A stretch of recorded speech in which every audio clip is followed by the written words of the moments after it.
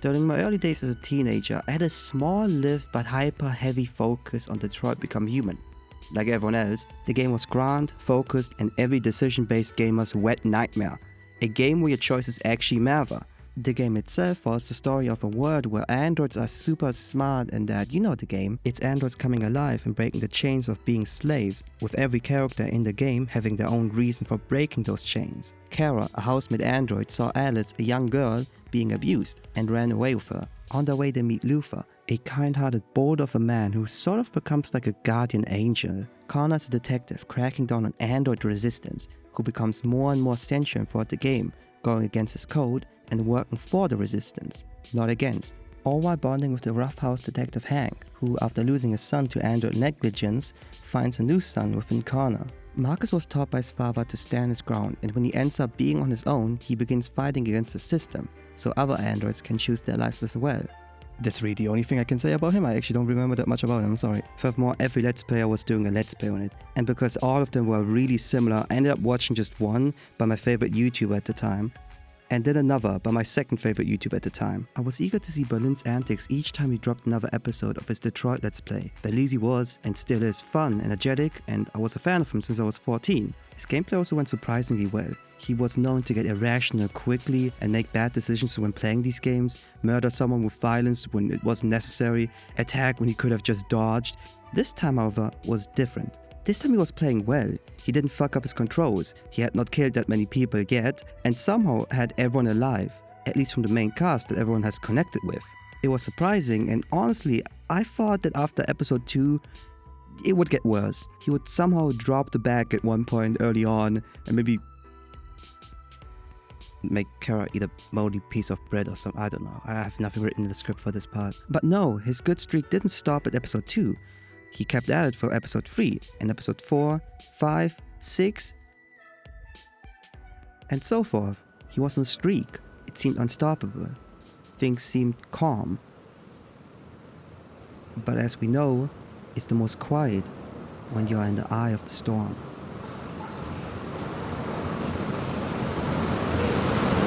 In just one swoop, in one episode, Kara, Alice, Marcus, and Connor died in literally the most theatrical, tragic way. Connor, an android detective who came with hard-coded photographic memory so he can remember every square inch of every place he had ever visited since birth, had his machine-perfect memory fail him in the most ironic twist of fate. Fighting against the robot side of his soul, searching for the location of an exit he had forgotten. He died to a flaw an android doesn't have, but the human side of his person did. Marcus fought to prove android agency and take control of his life, like his adopted father taught him, still sacrificing his life for the cause, deciding to die and thereby proving his agency while also sacrificing it, because by dying, he's never able to use it again. Kara, meanwhile, loses not just Luther with his heroic but futile sacrifice, not just Alice in a tragic event of calamity, but also her own life in an act of sorrow. This ending was utterly hopeless. It was brutal. I think after this, it is what stamped Berlizzi as a fairly said, fair title. There are many other instances where he fucked up, but I don't want to just list off those. Even if it was kind of fucked and crazy how he killed everyone in Until Dawn last second. No, with this video I want to highlight what makes Berlizzi the worst decision game based Let's Play or whatever we have, and why he actually isn't. But before we can understand his decision making, we need to understand ours. I don't know where to put this, so I'm gonna put it here. The lady who played Kara from Detroit also played Firecracker from The Boys. So I'm gonna play this clip because it's funny. For Jewish space lasers brainwashing you into joining their shul.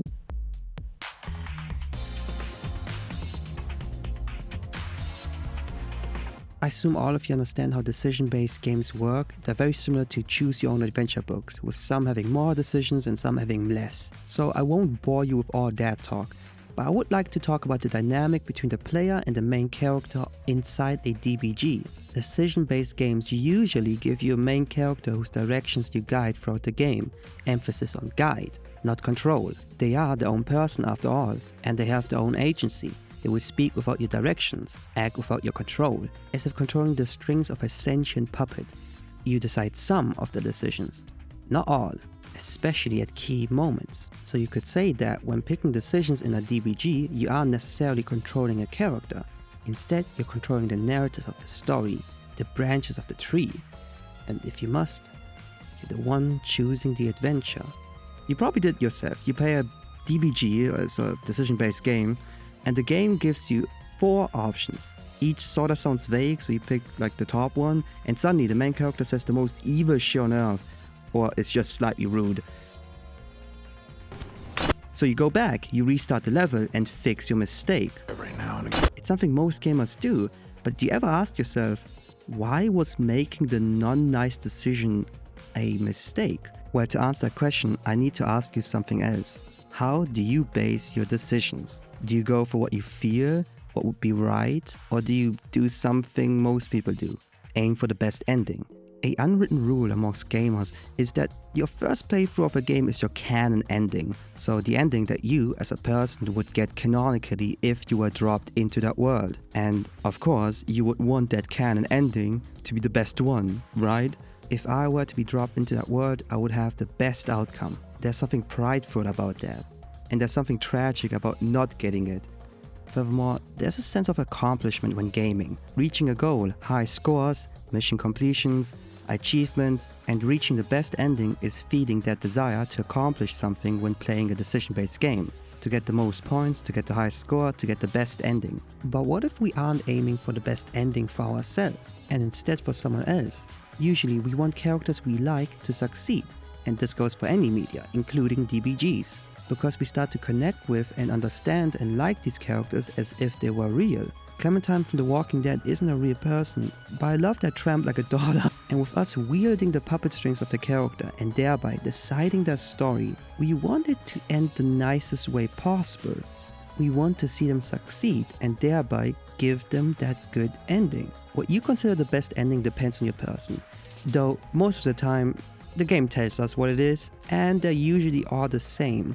Bad guy defeated, hero saved, everyone or most of them alive and healthy, with each game having slightly different ways of getting those good endings, but for the most part it's the same route. Be nice, friendly, and don't fuck up the QTE. The reason being for that is because when you fuck up a QTE, of course, you suffer consequences, bad ones. And when you're rude in game, usually you make enemies, and those enemies, will come back to bite you. So when we are mean on accident, it's a mistake because it takes us one step away from reaching our goal and getting that sense of fulfillment that we want. However, in trying to reach our goal of that happy ending, it blinds our agency. We start deciding things based on a happy ending, not based on our decisions. We might do it for one reason or another, but we end up acting on the same urge. Even though we are supposed to be the ones in control, we end up being the ones controlled by our urge to get that best ending. And within that urge to get the best ending, we act in ways we normally wouldn't, just to get that good ending. I really like to go even more into this conversation because it kind of devolves into a nature versus nurture thing. The characters are given personality by the game devs, but also our decisions change their character's personality. But that's too much for this video. Let's talk about Berlin, because everything I said earlier applies to him, but not fully, because Berlin isn't just a gamer. He's a Let's Player. Let's Players are in a tight spot with these games. If they don't head towards the good ending, everything falls. Their fans get angry, their Let's Play is ignored, and so forth. Even if you act earnestly, the audience reaction to your decisions definitely plays a factor in how you play. Let's say this. You're playing a game with character A and B. After a few hours of playtime, you're met with a diverting branch. Which one do you save?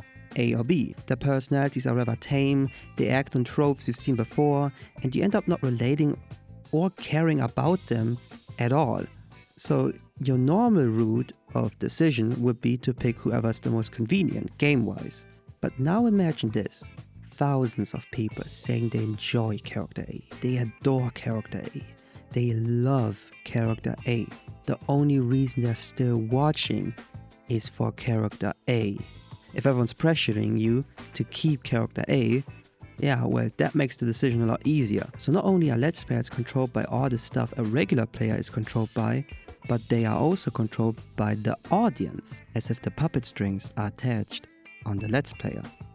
Okay, now I'm supposed to talk about Belize again, but let me just real quick give an example where this sort of happened. God bless his heart, I love him, we all do.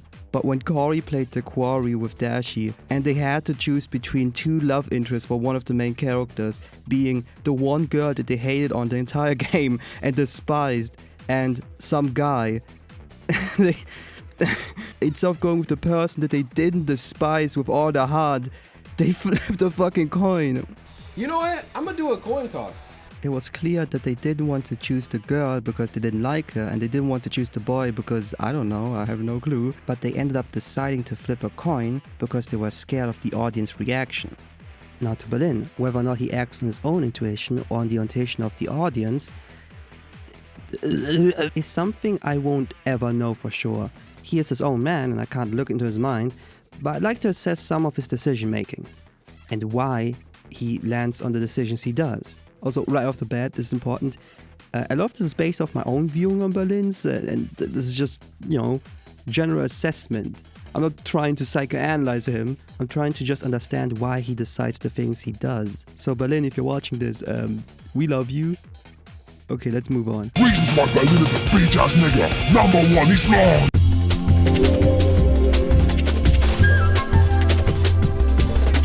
First and foremost, if you watch this far ahead, thank you for watching and consider subscribing and liking the video. I really like making videos and I want to make it my main thing one day. But as for Belize, Berlin has a prideful, charmingly arrogant ways to approach games. He speaks his mind loud and clear. He speaks his mind loud. When playing games, he finds himself getting emotionally invested very quickly and forming strong opinions fast. When someone acts in a way he doesn't like, he will be rude and show his stance, which often leads to unforeseen circumstances. It reminds me of something I've seen others and myself do, where we are so strong in our decision to do something, we forget to take a second and consider the consequence. He decides to stand his ground and stand his ground and stand his ground so much he's willing to sacrifice himself without considering what he is sacrificing. In his primal need to survive, he instincts the character to run away, without having considered the only way for them to run away and survive is to flip the light switch and kill the creatures that are hunting her. Furthermore, his approach to these games clashes with how they are structured to their core. Most DBGs allow you to choose between a violent and a non-violent option, and as you might have noticed, the non-violent one always gets you close to the good ending. The game wants to teach its audience violence is not the way, and a peaceful, proactive approach to problems is better. That was a fucking tongue twister, god damn it! That's why choosing the violent options comes with harsher consequence. When Berlin has to stand up for himself, he goes all the way in, usually, and is ready to take on a fight. It's a way to stand his ground and to fight back, which is all understandable, but of course that comes with a ripple effect. If you punch back, the other person is going to be offended, and then later on they're going to come back and hit you again. This happens not just in real life but also in these games. In other words, even if you're fighting in an act of self-defense, it often will come with consequence. Lastly, the reason he's called is mainly, and this is really important, because of his last-second decision making. That's why it's called the Fumbler. Because he had a good path, and then near the end, it fucks it all up, being his previous decisions coming back to bite him, or a simple misreading of a decision near the end. Okay, fairly said, that Until Dawn thing is actually, I also kind of was confused that it suddenly flipped the switch, but it kind of makes sense when you think about it. I can't even get mad at him. So this is a general overview of why he is the... I could go on for longer, but not only have I ran out of examples, but also I don't want this to come off as me listing this as only a negative, because all of these points have something big in common. They're human. There's something normal. There's something human. There's something that happens to everyone, including me.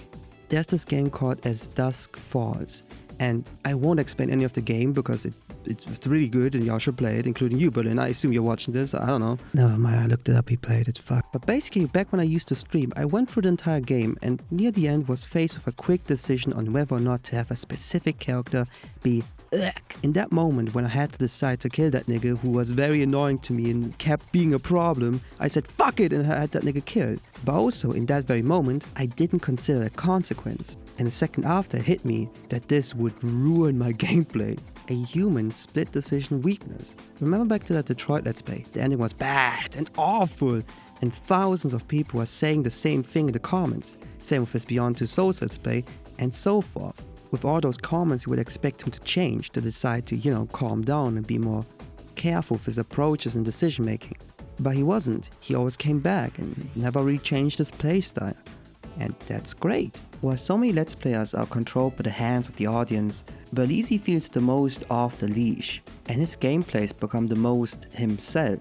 That's why I appreciate the Decision Fumbler and his existence, even though I know he's dying.